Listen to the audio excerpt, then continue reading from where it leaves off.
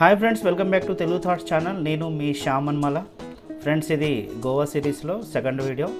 దయచేసి ఈ వీడియో చూసేవాళ్ళు దీనికి ముందున్న ఫస్ట్ వీడియో లింక్ కింద ఇస్తున్నాను డిస్క్రిప్షన్లో. ఆ వీడియో చూసి ఆ తర్వాత ఈ వీడియో చూస్తేనే మీకు అర్థమవుతుంది. ఓకేనా ఫ్రెండ్స్? అట్లాగే లైక్, షేర్, సబ్స్క్రైబ్ చేయడం మాత్రం మర్చిపోకండి. మీరు ఎన్ని లైకులు కొడితే ఈ వీడియో అంత వైరల్ అవుతుంది. సో ఎక్కువ మంది ఈ వీడియో చూడడానికి ఛాన్స్ ఉంటుంది. ఓకేనా ఫ్రెండ్స్? ఇక మేము గోవా ఎయిర్పోర్ట్ నుంచి బయలుదేరి ఫస్ట్ మేము ఒక హోటల్కి వెళ్ళి మా బ్రేక్ఫాస్ట్ కానిచ్చేసాం. నేనైతే పూరి తిన్నాను. ఇక్కడ టేస్ట్ అయితే బాగానే ఉంది.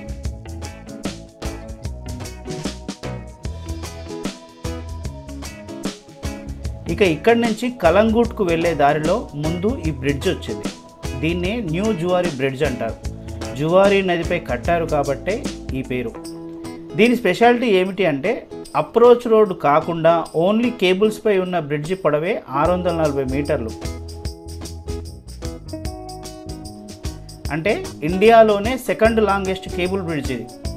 మొన్న 2022 డిసెంబర్లోనే దీన్ని ప్రారంభించారు. బ్రిడ్జ్ ఎంత అందంగా ఉంటుందంటే దిగి ఒక ఫోటో తీసుకోవాలనిపించింది. కాకపోతే బ్రిడ్జ్పై వెహికల్ ఆపడానికి పర్మిషన్ లేదు. గోవాలో ఉన్న ఒక స్పెషల్ అట్రాక్షన్ ఇది. మీకు ఫ్లైట్లో నుంచి కూడా చాలా స్పష్టంగా కనిపిస్తుంది ఈ బ్రిడ్జ్.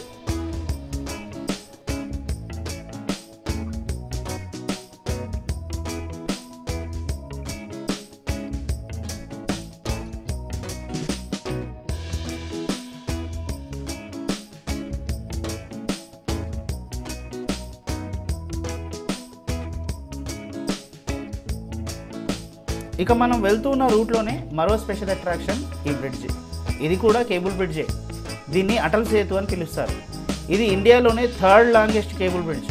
మొత్తం బ్రిడ్జి పొడవు 5 కిలోమీటర్లు అయితే ఓన్లీ కేబుల్స్ పైనే 550 మీటర్ల వరకు పొడవు ఉంటుంది. మాండోవి నదిపై నిర్మించబడ్డ ఈ బ్రిడ్జిని 2019వ సంవత్సరంలో ప్రారంభించారు. ఇది కూడా చాలా అందంగా కనిపిస్తుంది.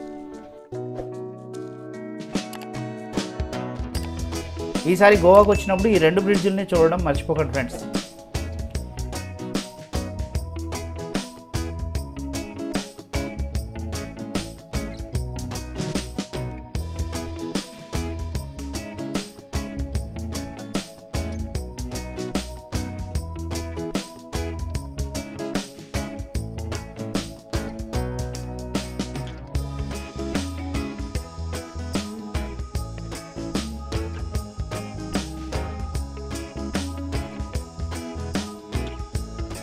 ఇక కలంగూట్లో మేము స్టే చేసే హోటల్కు చేరుకున్నాం. దీని పేరు కైరియాడ్ ప్రెస్టీజ్. చెక్ ఇన్ అయ్యాం.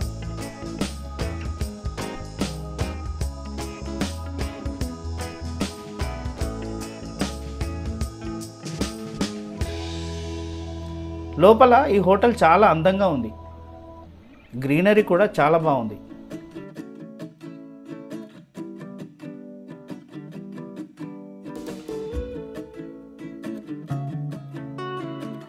ఇదిగో ఇదే మా సూట్. నీట్గా బాగుంది. కానీ హోటల్ సిబ్బంది ప్రవర్తన మాత్రం అస్సలు నచ్చలేదు. దీని గురించి మరో వ్లాగ్లో మాట్లాడుకుందాం. ఇక ఆ తర్వాత ఫ్రెష్ అప్ అయ్యి దగ్గరలోనే ఉన్న కలంగుట్ బీచ్కి వెళ్ళిపోయాం. అసలు ఎంటర్ అవుతూనే మనసు ఉల్లాసంగా మారిపోయింది. చాలా చాలా అంటే చాలా బాగుంది ఈ కలంగుట్ బీచ్.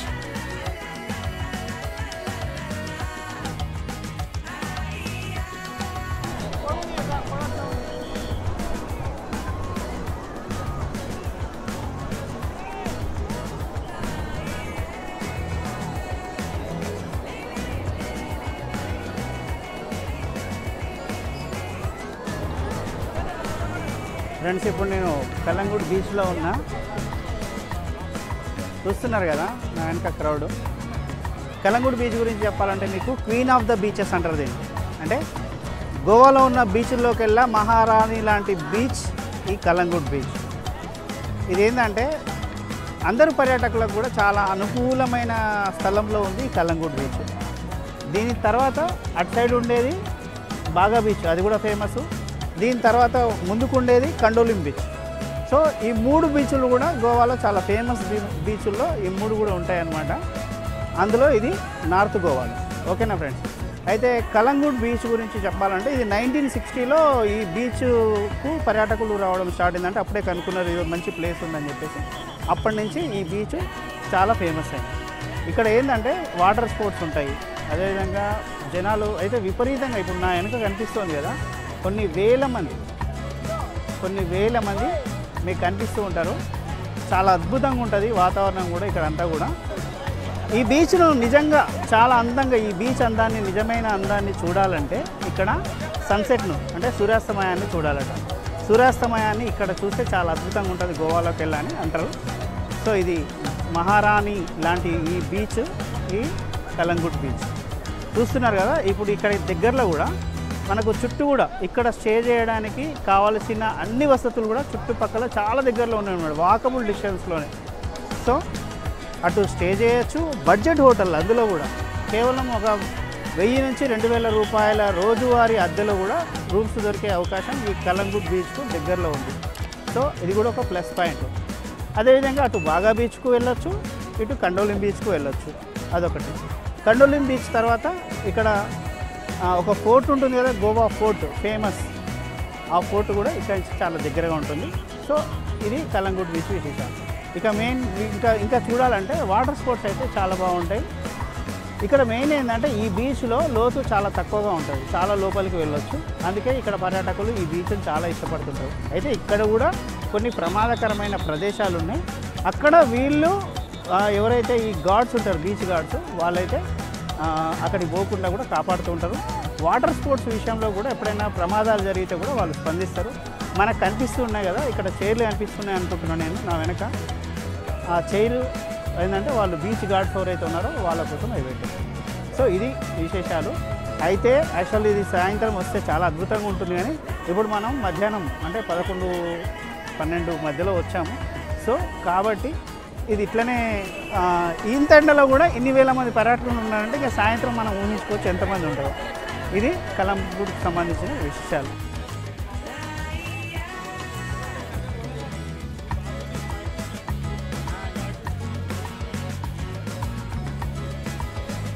మా టీం మెంబర్స్ నేను ఈ బీచ్లో బాగా ఎంజాయ్ చేశాం. ఏదో గంటలో వెళ్ళిపోదామనుకుని మేము వస్తే మాకు తెలియకుండానే లంచ్ను కూడా మర్చిపోయి సుమారు 3 గంటలు బీచ్లోనే ఉండిపోయాం.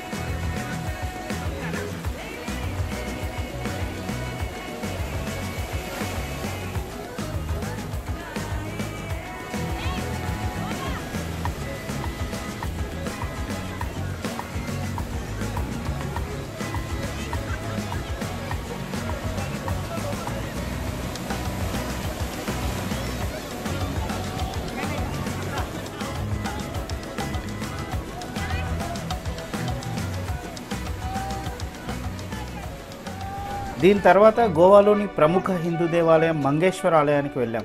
అయితే ఆ ఆలయాన్ని చూడాలంటే మాత్రం నెక్స్ట్ వీడియో వరకు వెయిట్ చేయాల్సిందే.